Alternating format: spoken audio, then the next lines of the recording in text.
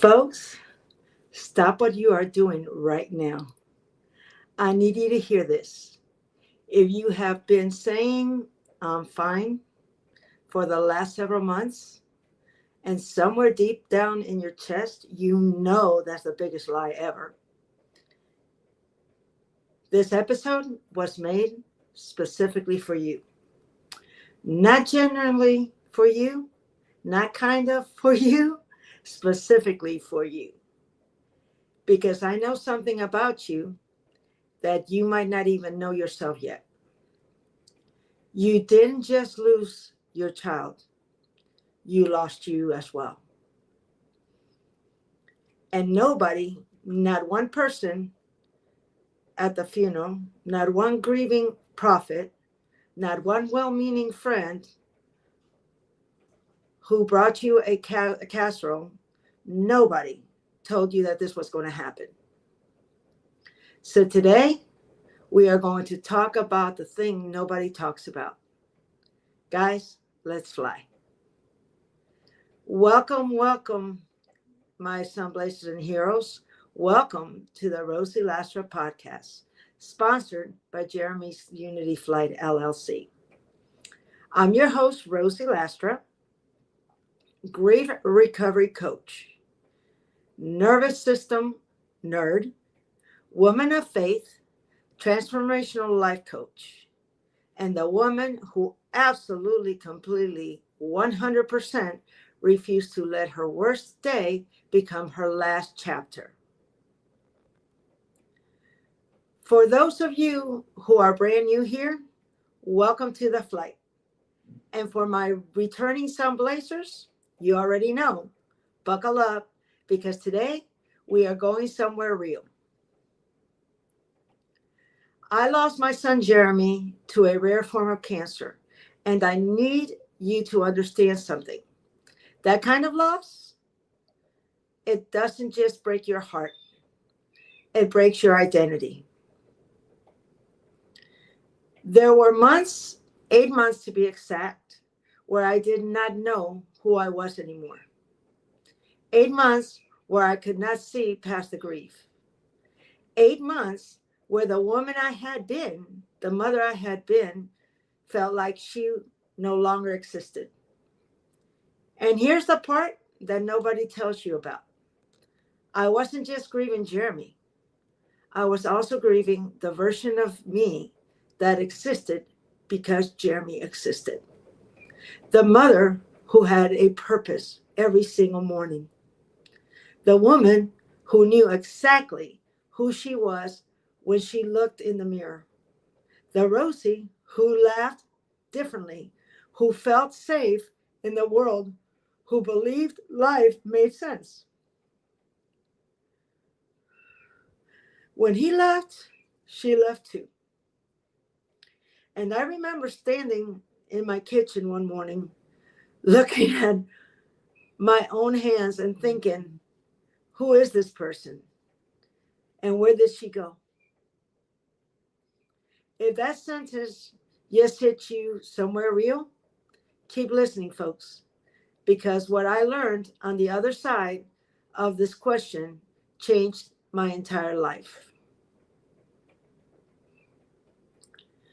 Okay, I need to put on my nervous system nerd hat for a second, because I want to explain something that took me years to understand.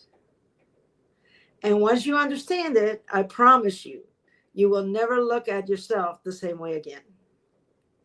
Your nervous system cannot tell the difference between the past and or the present.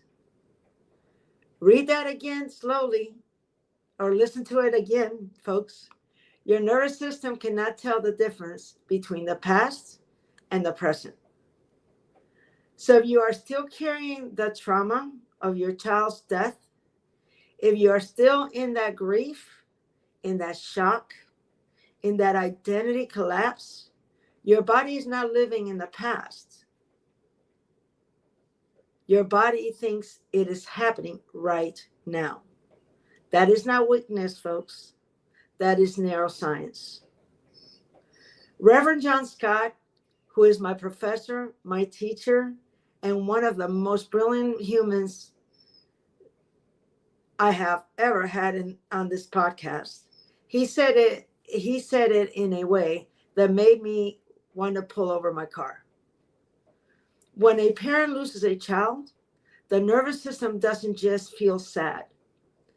It registers this is as a profound a shock as reality itself. The amygdala fires off just like there is immediate danger. Cortisol surges, adrenaline surges. The entire body goes into brace mode. The amygdala, that is the alarm system in your brain. And when you lose a child, that alarm doesn't know it's allowed to turn off. So it keeps firing and firing and firing. That is why you feel exhausted even when you slept. That is why you can't focus even on simple things. That is why you snap at people you love. And Lord knows I did plenty of that. That is why going to the grocery store can feel like running a marathon. Your nervous system is in a war zone, even when the world around you looks perfectly normal. And then, on the top of all of that, do you know what most of us do? We judge ourselves for it. Why can't I function? Why am I still like this? Other people have lost children and they seem okay. What on earth is wrong with me? Sunblazers, I need you to hear me right now. Nothing is wrong with you. Your body adapted to devastation. Flight, fight, and freeze. Brain fog, emotional shutdown, hypervigilance. These are not character flaws. These are trauma responses. And the very first step towards healing is stopping the war against yourself. Here is what the alchemist teaches us. When the universe wants to transform you, at first dismantles everything you thought you were. Santiago didn't find his personal legend by staying comfortable. He found it after he lost everything. And I know that sounds beautiful in a book. It feels a lot less beautiful at 3 a.m. when you can't stop crying and you can't remember the last time you felt like yourself. But stay with me, folks, because this matters. After Jeremy died, I didn't just lose a son. I lost the role that had organized my entire experience. I lost the mother identity, the protector, the caretaker, the woman who was needed. And when that identity collapsed, everything else started collapsing too. My confidence, my certainty, my ability to make decisions, my sense of purpose, my faith that the future was worth showing up for. And I thought I was going crazy. I thought grief had broken something permanently in my brain. But then Reverend John said something I will never forget for the rest of my life. He talked about the word persona. Did you know that the word persona originally meant a clay mask that actors wore in ancient theaters? And built into the mask was a voice amplifier, so the character's voice could be heard all the way at the back of the theater. And he said, we in many ways have put on a persona and forgotten that the mask is not us. The mask is not the real person. It's a character. It's a role. The question is, have you remembered that the mask is not you? Sunblazers, we have been wearing masks our whole lives. A good mother mask, a strong woman mask, The woman who has it all put together mask. And grief rips those masks right off, violently, without warning, without permission. And we stand there in the rubble thinking we are destroyed. But what if the masks were never us to begin with? What if the real you, the one beneath every role, every title, every identity you've ever claimed, what if she is still there? What if grief didn't destroy you? What if grief is trying to introduce you to yourself?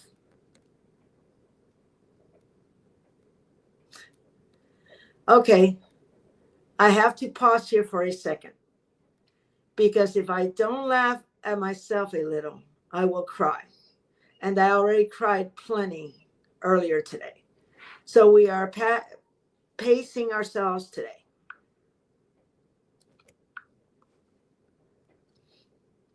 When I tell you I did not know who I was after Jeremy died, I mean I once stood in a store at a Publix, couldn't decide between two different boxes of pasta.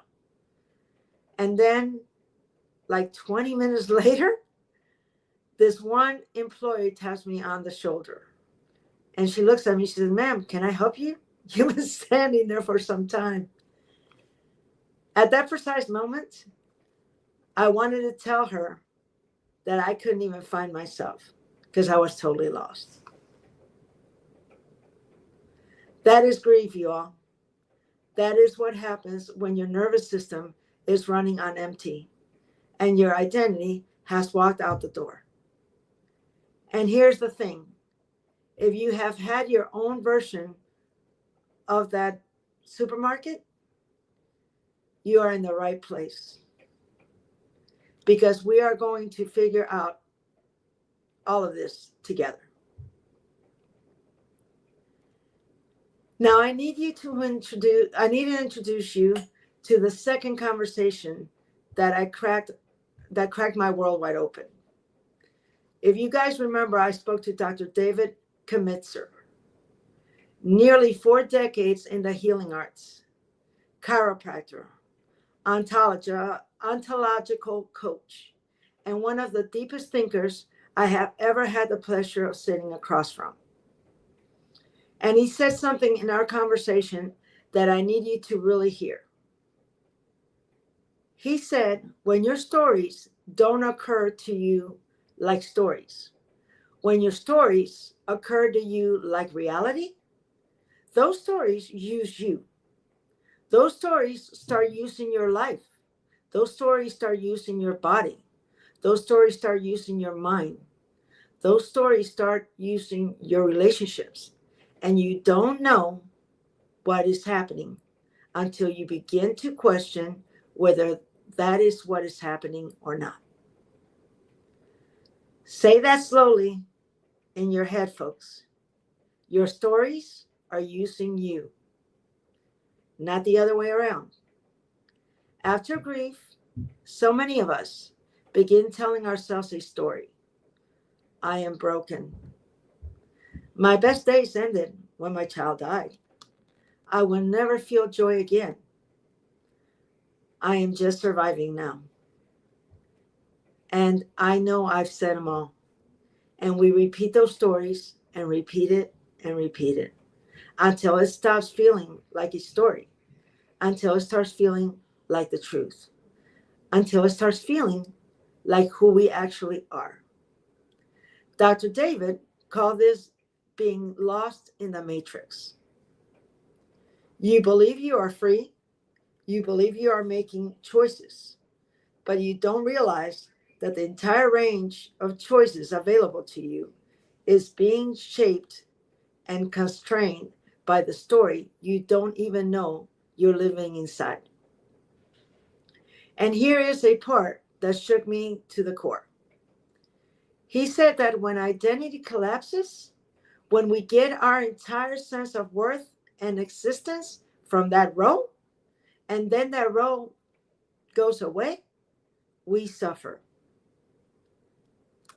Not because we're weak, but because we were being that role was all that we were. He said it like this: if you are being that you are a mother, and that's all that you are, if you get your senses of worth and value and existence from that role, you're going to suffer. Because that's not all that you are, but you're being that's all that you are. And you don't know you're being that. And then something shakes you, and it either buries you or you go deeper and hide out that you are a lot bigger than you were being that you were. And folks, that's the way he explained it. That is not the way I speak, but it's the way Dr. David explained it. You are a lot bigger than you were being that you were.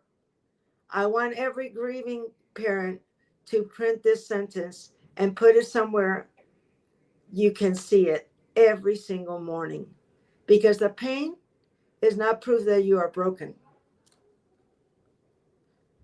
Give me a minute, folks. Let me see let me see who's connected. Let me go check out the media.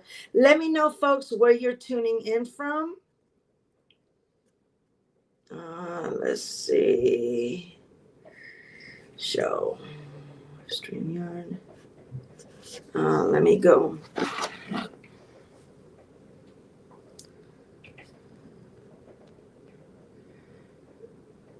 Here we go.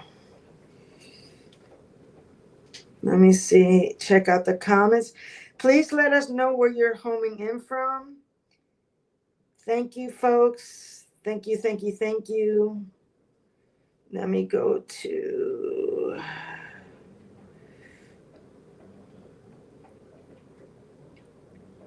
Let's go to Facebook.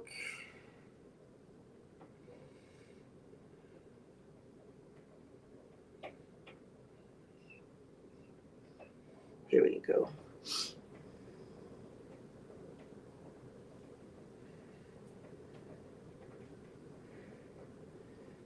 St. Louis is in the house. Thank you, St. Louis. Hi, Betsy. Hi, Bren. Thank you, guys. Love having you on. Good evening, good evening.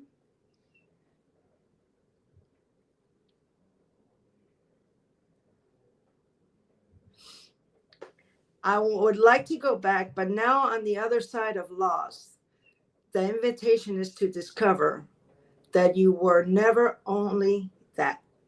So in other words, that person that you thought that you were, you're a lot bigger than that, guys. You were always more. Reverend John said one more thing that I think is the most practical piece of wisdom in the entire episode.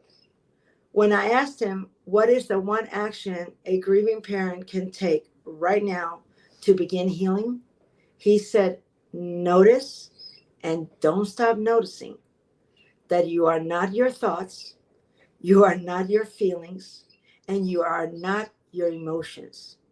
And then the next question comes, then who am I? Folks, sit in that and meditate on that.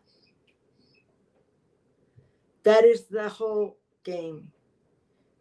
You are not your thoughts, you are not your feelings, and you are not your emotions. You experience them, but you are not made of them. Reverend John used a metaphor that has stayed with me every single day since our conversation. I am the sky. I am not the cloud. The cloud moves through the sky. The sky hosts it. But the sky is not a hostage to it. There is a part of you that will never be harmed. The sky says even the worst storm can happen, and I am still unharmed. Some blazers, that part of you still exists. Even now, even in the middle of the worst grief of your life, you are the sky, guys. The grief is the storm, and the storm passes. Now, I want to talk about something that I think is the most misunderstood part of healing after child loss. Most people think healing means going back to who you were before the loss, going back to the person that existed before the grief. And I tried that for a while. I kept reaching backward, trying to find the old Rosie, until I finally understood something.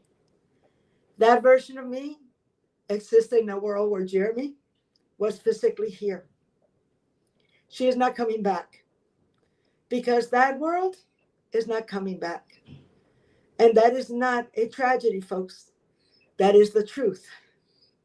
Reverend John made a distinction that changed the architecture of how I think about healing. He said there's a difference between healing, folks, and rebuilding. Healing is natural. When life is allowed to move, healing is inevitable. But rebuilding is consciously making decisions. You look at what happened and you decide, what am I going to do with this? How is this going to progress? That is your choice. That is the difference between healing and rebuilding. Healing happens to you. Rebuilding is something you participate in, and both matter.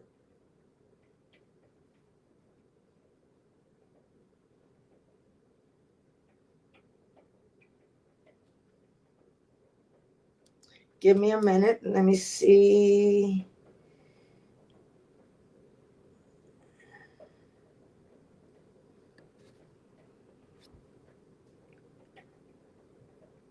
Let's see. Give me a minute, folks. I'm trying to see. Welcome. Guys, great to have you on. And if you have any questions, you're more than welcome to ask.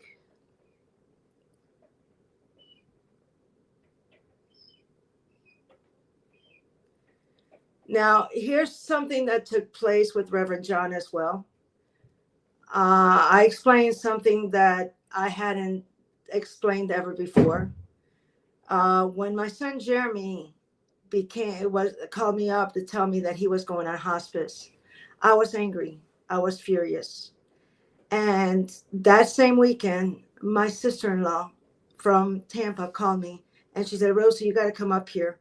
They're having a sound bath and drum meditation at the church, and I think you need it.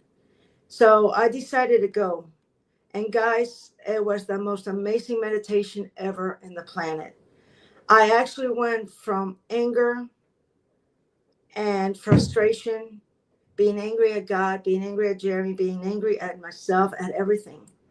And I was able to come out of that meditation after an hour in that with such a peace that allowed me to spend a whole week with Jeremy through the whole process of him being on hospice. Okay, and I asked Reverend John why that happened.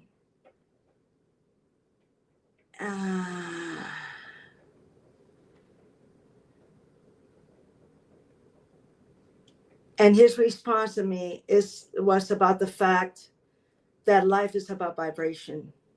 Okay, and it's a vibration that regulates us. Our heart has a beat. Everything around us has a beat. So it's the vibration that caused that regulation. Okay, so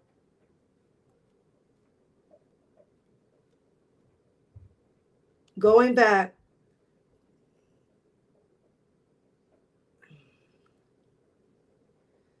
sorry guys.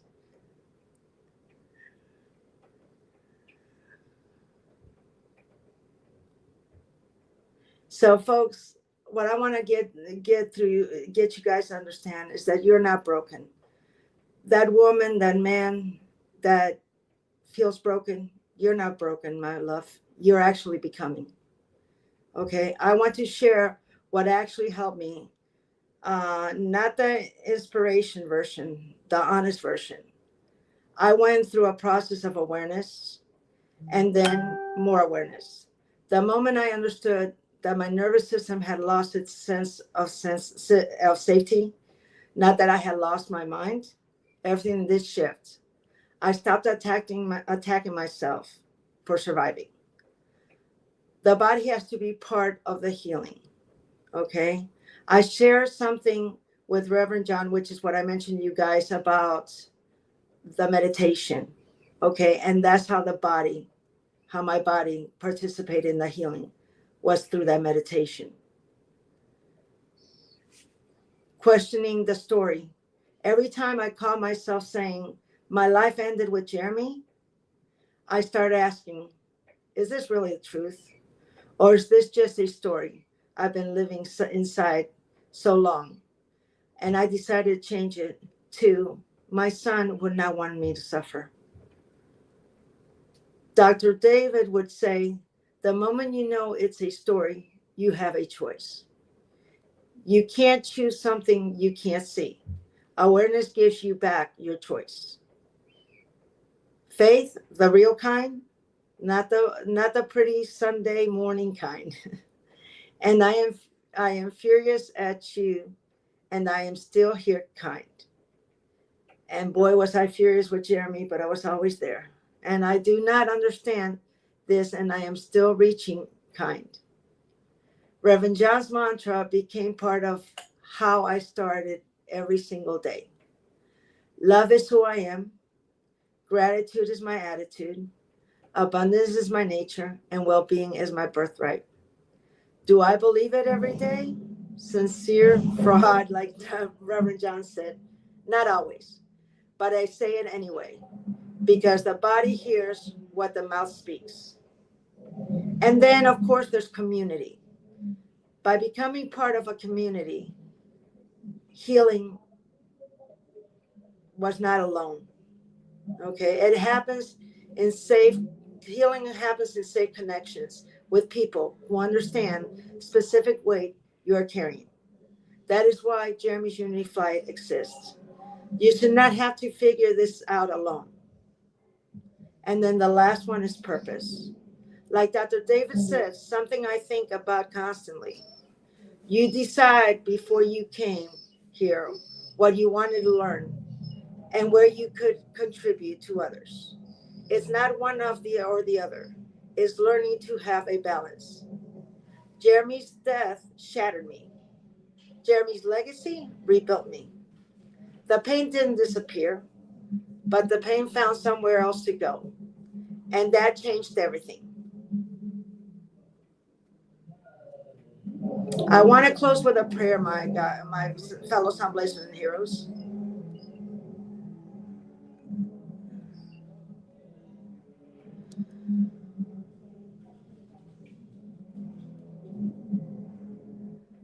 Heavenly Father, I lift up every grieving parent who made it to the end of this episode today.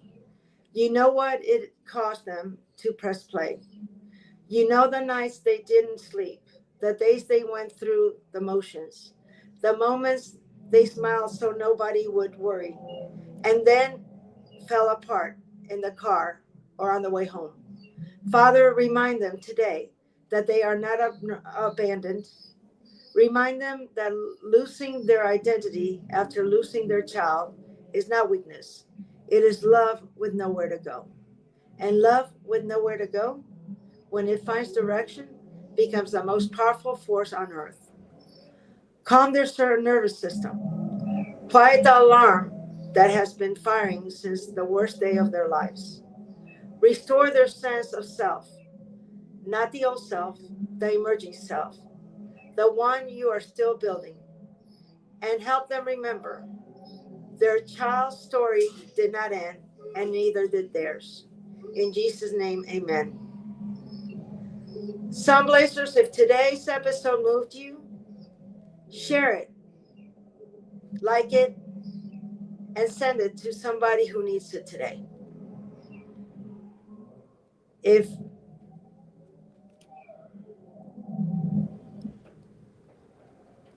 And if you're ready to change things in your life, send me a DM with Jeremy's name, and I will personally reach out to you.